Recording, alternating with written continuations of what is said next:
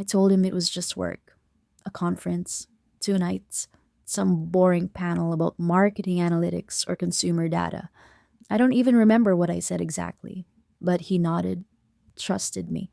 That's what hurts more now than anything. How easily he believed me. It wasn't really a lie. Not completely. There was a conference, I was invited, but that's not why I went. The truth is, I needed distance.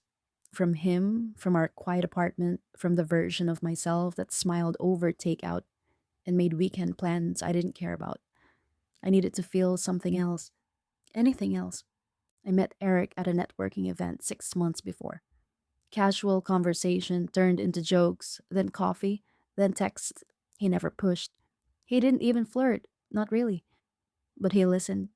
I didn't realize how rare that was until it started meaning too much. When the invite to the conference came, he asked if I'd be there. I told him yes before I told my boss, before I told my boyfriend. The hotel was beautiful. Neutral tones, soft sheets, quiet hallways. We met in a lobby bar. He didn't touch me, didn't even sit too close. But the way he looked at me, like I was someone, not something, it cracked something open. We talked for hours about nothing, about everything. I told him things I hadn't told anyone in years.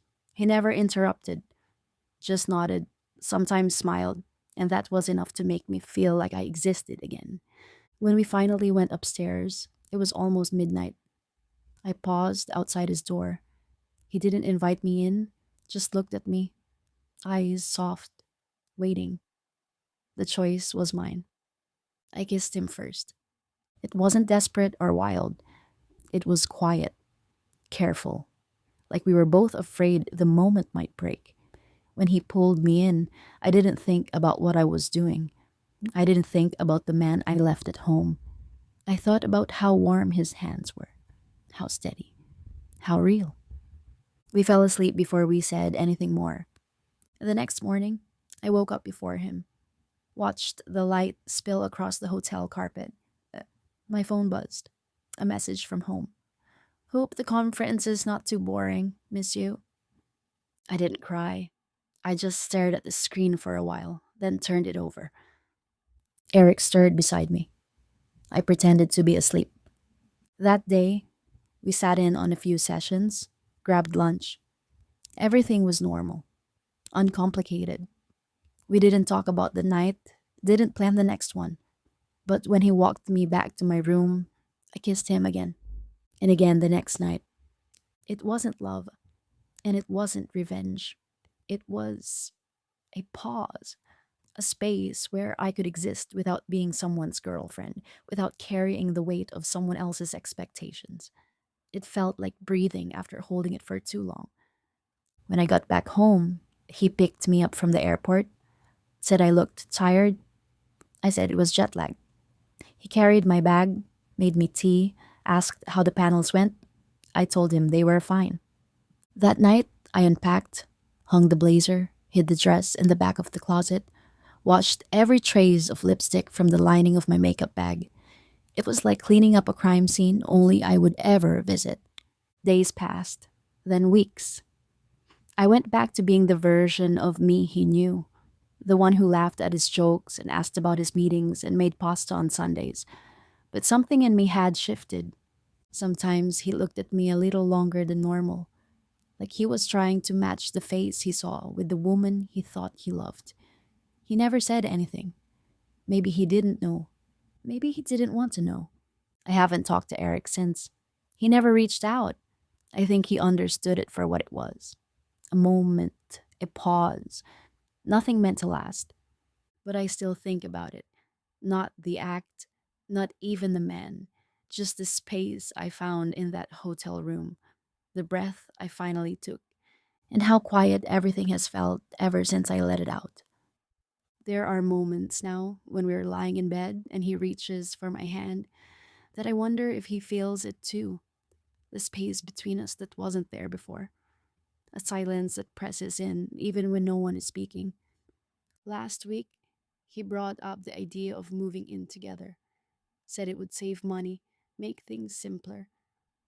I nodded, smiled, agreed, but something inside me winced.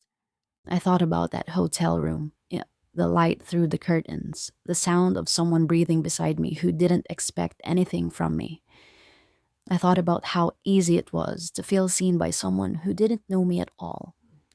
Sometimes I wake up in the middle of the night and look at him sleeping. I imagine telling him everything, from start to finish, watching the words land like stones in still water. I wonder what his face would do, how his mouth would twist, if he'd still make me tea the next morning. But I don't speak. I never do, because the lie didn't end in that hotel room. It came home with me, lives with me, sits at the dinner table, walks beside me at the grocery store. It's quiet, like I am, like we both learned how to exist in silence. And sometimes I think that's the real betrayal. Not the kiss, not the night, but the way I made him love a version of me that doesn't exist anymore. And that version, she still walks beside me. Every morning when I put on the makeup, make the bed, reply to messages, laugh at his stories, I feel her lingering like perfume that never quite fades. Sometimes I wonder if that woman who stood in a hotel hallway deciding whether to knock, if she's still in me, if she always was. Maybe the betrayal wasn't the moment. Maybe it was a seed I carried for years, waiting for the right kind of loneliness to bloom. Last weekend, we went to visit his parents. Suburban comfort, white wine, polite questions. His mom asked when we'd make it official. I laughed and said, "Eventually." He smiled, squeezed my hand. I looked down at our joined fingers and wondered what he would do if he knew. Would he yell? Leave? Forgive me? Would he even be surprised? That night, I stood in their guest bathroom staring at myself in the mirror. The same face, same mascara, same quiet deception behind the eyes. I turned the light off and stood in the dark a while, just breathing. When I came back to bed, he pulled me close. I closed my eyes and let him. My heart didn't race. My skin didn't flinch. But somewhere deep inside, something whispered, "You don't belong here anymore." And I still don't know if that whisper was guilt or freedom.